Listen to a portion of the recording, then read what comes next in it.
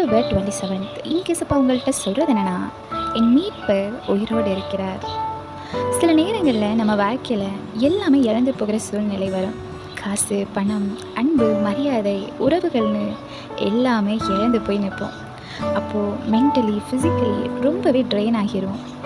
இதே போல தான் பைபிளில் யோபுங்கிற ஒரு மனுஷன் அனுபவித்தார்.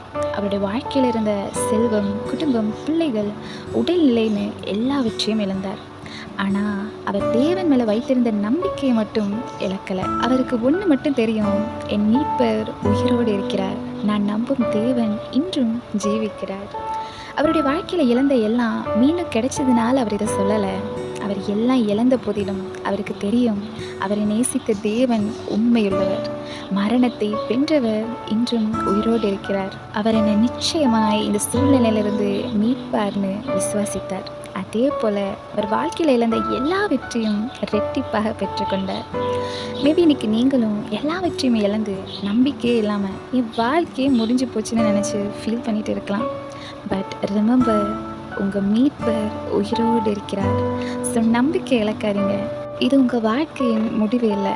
சூன் நீங்கள் இழந்த எல்லாவற்றையும் ரெட்டிப்பாக கொடுத்து தேவன் உங்களை ஆசீர்வதிப்பார்.